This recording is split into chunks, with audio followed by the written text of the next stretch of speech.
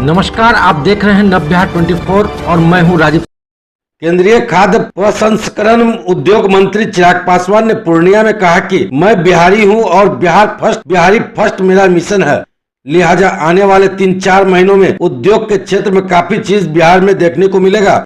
उन्होंने कहा कि फूड प्रोसेसिंग प्लांट लगाने का जिक्र हमने हमेशा किया है और यही कारण है कि प्रधानमंत्री जी ने मुझे यही मंत्रालय सौंपा है। हम सबका मकसद है विकसित भारत के लिए काम करना और उस दिशा में काम कर रहे हैं। उन्होंने कहा कि कई ऐसी बड़ी योजनाएं हैं जिसका निर्माण लगभग पूरा हो चुका है और जल्द ही वह कार्य रूप ले लेगा। ये सारी बातें केंद्रीय मंत्री चिराग पासवान ने पूर्णिया सांसद पप्पू यादव से मुलाकात के दौरान कही। वहीं पूर्णिया सांसद के दिवंगत पिता को पुष्पांजलि भी अर्पित की। आगे मंत्री चिराग पासवान ने कहा कि यह दुख ऐसा है कि जिस पर बीतता है वही समझ पाता है। मैं समझ सकता हूं कि पप्पू यादव जी पर इस वक्त क्या बीत रही होगी। भगवान उन्हें हिम्मत दे और इस मुश्किल घड़ी में जीवन जीने की हौसला प्रदान करे। पूर्णिया से श्याम नंदन की रिपोर्ट।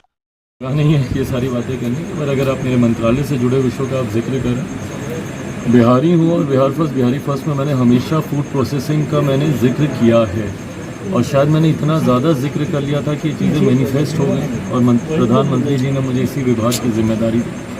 सिर्फ सीमांचल या क्षेत्र के लिए ही, पूरे बिहार के लिए कई ऐसी बड़ी योजनाएं हैं जिसका निर्माण लगभग पूरा हो चुका है और बहुत जल्द, मुझे लगता है 2-4 महीने के भीतर ही आप उन योजनाओं को शुरू होते धरातल पर उतरते आप देखेंगे। विकसित बिहार का संकल्प के साथ हम सब लोग निकले हैं और मुझे लगता है उसमें हर कोई अपनी महत्वपूर्ण भूमिका योगदान देने का प्रयास कर रहा है। अपने परिवार के बीच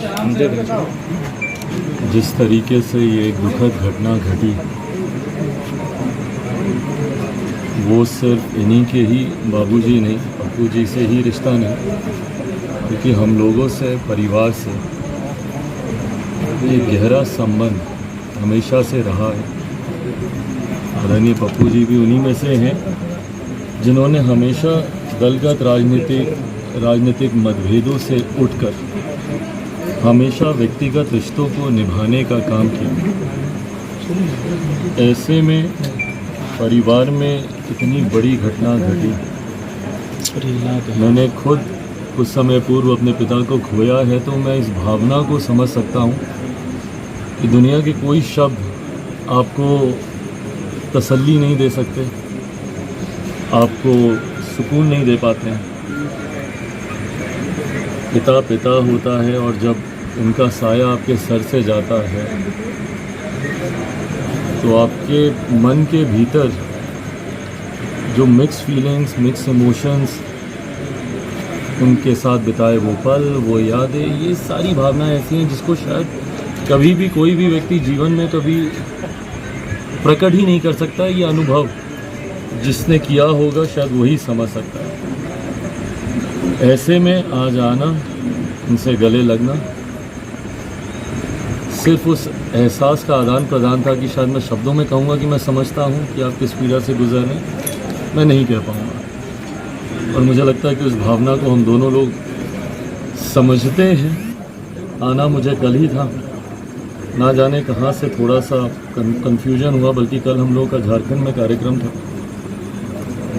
धनबाद में हम लोगों का कार्यक्रम था और धनबाद से बाय रोड 7-8 घंटे ट्रैवल करके हम आए ही इसीलिए क्योंकि हमारे जहन में था कि शायद पटना में है कार्यक्रम और हम आए ही रात में इसीलिए, नहीं तो हमको धनबाद से ही हमको वापस आना था। और कल जब हम पटना पहुँचे हमको पता चला कि यहाँ पे कार्यक्रम है, तो फिर आज दिन में पटना में एक कार्यक्रम था कृष्णा मेमोरियल में, वो करते ही हम निकले और आज बस यहाँ पर आए हैं, अपनों के बीच अपने परिवार के साथ आए हैं। इस दुख की घड़ी में बस सिर्फ एक दूसरे का दुख बांटने, साथ में।